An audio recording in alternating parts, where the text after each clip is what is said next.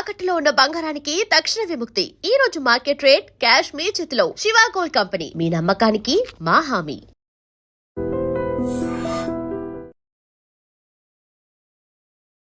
నమస్కారం, మీరు చూస్తుంది ఐ డ్రీమ్. నేను మీ కీర్తి. శ్రావణ మాసం, మాసమంతా ప్రత్యేకత, ప్రతిరోజుకి ఓ ప్రత్యేకత ఉంది.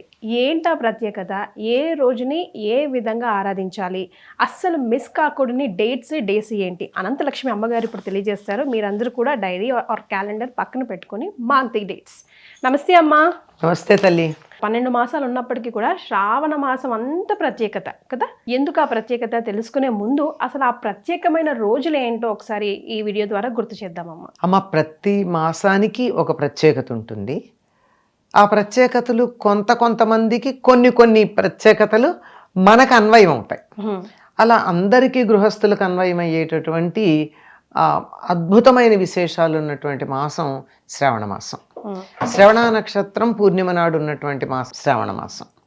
శ్రవణం అంటే వినడం. వినికిడికి ప్రాధాన్యం ఉన్నది. వినడం అంటే ఏమిటి? పనికిరాని చెత్తా చెదారం కాదు కదా. పూర్వకాలంలో వినడం అంటే చదువు ఎప్పుడూ వినడం ద్వారానే ఉండేది కనుక వేదాధ్యయనానికి ప్రాధాన్యం. వేదం అందరూ చదువుకునే అవకాశం, అధికారం, వీలు ఉండదు కదా. అట్లాంటి వాడు పురాణాలు, అవి కూడా చదువుకోవడం లేనటువంటి వాళ్ళు ఏం చేయొచ్చు? ఎవరన్నా చదువుతుంటే వినొచ్చు. అది వీలు కానటువంటి వాళ్ళు తాము ఇంతకు ముందు విన్నటువంటి దాన్ని మననం చేసుకోవడమో, లేకపోతే జపం చేసుకోవడమో, ధ్యానం చేసుకోవడమో చేసుకోవచ్చు. ఇది చాతుర్మాస్యంలో ఒక నెల. దీనికి ఇంత ప్రాధాన్యం ఉండడానికి శ్రవణ నక్షత్రానికి ఉన్న ప్రాధాన్యానికి సంబంధించి చెప్పుకున్నాం. కానీ ఈ శ్రవణ నక్షత్రం ఎవరికి సంబంధించింది? వెంకటేశ్వర స్వామికి సంబంధించింది. ఆయన జన్మ నక్షత్రం అది. శ్రవణ నక్షత్రానికి అధిపతి శని కనుక శని విజృంభించే కాలంలో వెంకటేశ్వర స్వామిని ప్రార్థించుకున్నట్టయితే శని యొక్క ప్రాబల్యం మన మీద ఉండదు అని చెప్తారు. అందుకని శ్రావణ మాసంలో ప్రతి శనివారం వెంకటేశ్వర స్వామిని పూజిస్తారు. ప్రత్యేకంగా అదొక వ్రతంగా కూడా పాటించే వాళ్ళు మనకు కనపడుతూ ఉంటారు. శ్రావణ మాసం ఈ సంవత్సరం ప్రారంభమయ్యేటటువంటిది ఆగస్టు 13వ తారీఖు గురువారంతో ప్రారంభమవుతోంది. తర్వాత వెంటనే వచ్చేటటువంటి తరువాత రోజు శుక్రవారం అవుతుంది. ఆ తర్వాత శనివారాల గురించి చెప్పుకుంటున్నాం కనుక 15వ తారీఖు శనివారం, 22వ తారీఖు, ఆ తర్వాత 29వ తారీఖు, ఆ తర్వాత 5వ తారీఖుతో ఈ 4 వారాలు శనివారాలు. అంటే వెంకటేశ్వర స్వామిని పూజించుకుంటారు. సాయంత్రం ఇంటికి ఎవరైనా వస్తే వాడికి తాంబూలాలు ఇచ్చి వెంకటేశ్వర స్వామి పక్షాన వచ్చిన ముత్తైదులుగా భావించి, అంటే ఆడవాళ్ళు అయితే ముత్తైదులు, మగవాళ్ళకైనా సరే తాంబూలం ఇచ్చేటటువంటి పద్ధతి ఉంది. అదేవిధంగా శ్రావణ మాసంలో చాలా ప్రధానమైంది. శ్రావణ మాసం అనగానే అందరికీ గుర్తొచ్చేటటువంటి తర్వాత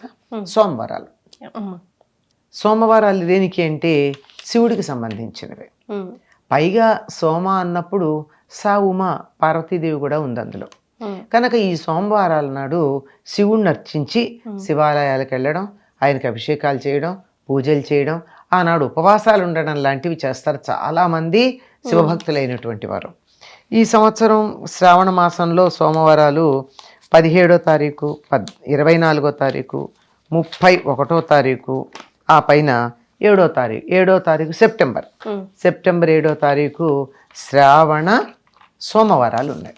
వీటన్నింటికన్నా ఎక్కువ మందికి శ్రావణ మాసం అనగానే మనసులోకి వచ్చేది ఏమిటి అంటే మంగళవారాలు, శ్రవణ మంగళవారాలు నోము. కానీ ఈ శ్రవణ మంగళవారాల నోము అందరూ నోచుకోరు. పెళ్ళైనటువంటి కొత్తల్లో 5 సంవత్సరాలు నోచుకుంటారు. 5 సంవత్సరాలు పూర్తయిన తర్వాత మంగళవారం నోము పూర్తయిపోతూ ఉద్యాపన చేసుకుంటారు. కానీ దీని ఆర్భాటం ఎంత ఉంటుందంటే ఎక్కడ చూసినా పట్టు చీరలు, రెపరెపలు, చామంతి పూలు, కాళ్ళకి పసుపులు, ముఖాన బొట్లు ఇవన్నీ కనపడి శ్రావణ మాసం వచ్చేసిందా అని అనిపిస్తూ ఉంటుంది. అంతగా ఉంటాయి ఈ శ్రావణ మంగళవారాలు. ఈ సంవత్సరం మనకి 18వ తారీఖు, 25వ తారీఖు, ఇవి 2 ఆగస్టు నెలకి సంబంధించింది. ఇంకా సెప్టెంబర్లో 1, 8 తారీఖుల్లో ఈ 4 సోమవారాలు వస్తాయి. మంగళవారాలు వస్తాయి. 4 మంగళవారాలు వస్తాయి. 2 ఆగస్టులో, 2 సెప్టెంబర్లో. అమ్మ, ఇప్పుడు మంగళవారం మంగళ గౌరీ వ్రతం అందుకోలేని వాళ్ళు ఆ సంవత్సరం ఏ కారణం చేత కొత్తగా పెళ్ళైన అమ్మాయి నెక్స్ట్ ఇయర్ కంటిన్యూ చేయొచ్చా లేకపోతే సాధారణంగా 2వ సంవత్సరం మొదలు పెట్టరమ్మా, 3వ సంవత్సరం మొదలు పెడతారు. ఓహో ఏ కారణంగానా మొదటి సంవత్సరం కుదరకపోతే 3వ సంవత్సరం మొదలు పెడతారు, ఓకే మొదలు పెట్టుకోవచ్చు. ఇంకా తర్వాత ఇంకా కుతూహలంగా ఉండేది ఏంటి, శ్రావణ శుక్రవారాలు. ఈ శ్రావణ శుక్రవారాలు అనగానే అసలు అందరి మొహాల్లోని వికాసం వచ్చేస్తుంది. ఎందుకంటే దీనికి వీళ్ళు చేసుకోవచ్చు, వీళ్ళు చేసుకోకూడదు, 5 ఏళ్ళు చెయ్యాలి, ముందు చెయ్యాలి, వెనక ఏం లేదు, అందరూ చేసుకోవచ్చు. ఈ సంవత్సరం మనకి శ్రావణ మాసం 13వ తారీఖు వచ్చింది, ఆగస్టు 13. 14వ తారీఖు మొట్టమొదటి శ్రావణ శుక్రవారం. 14, 21, 28 ఈ 3 ఆగస్టులో వస్తాయి. సెప్టెంబర్లోకి వచ్చేటప్పటికి 4వ తారీఖు శ్రావణ శుక్రవారం, పైగా ఆ రోజు కృష్ణాష్టమి కూడా అయిన తర్వాత 11వ తారీఖు కూడా ఉదయం పూట శ్రావణ మాసం ఉంది, తర్వాత అమావాస్య ఉంది కనుక ఆ రోజు కూడా చేసుకోవచ్చు. అంటే 5 వచ్చాయి అని మనం లెక్క చెప్పుకోవచ్చు. 11వ తారీఖు అమావాస్య, అమావాస్య కూడా శ్రావణ మాసానికి సంబంధించిందే గనక 5 శుక్రవారాలు ఉన్నాయి ఈ ఏడాది, చేసుకోవచ్చు. కానీ 5వ శుక్రవారం అమావాస్య ఉన్నప్పుడు చేసుకోరు కదమ్మా అలా ఏం లేదు. అమావాస్య ఉన్నప్పుడు లక్ష్మీ పూజ చేయకూడదని ఎవరు చెప్పారు? అమావాస్య ప్రధానంగా చేసుకుంటారుగా లక్ష్మీ పూజ. కానీ ఎక్కువగా ప్రధానంగా వరలక్ష్మి వ్రతం చేసుకునేది ఏమిటంటే పూర్ణిమకి ముందు ఉండేటటువంటి శుక్రవారం.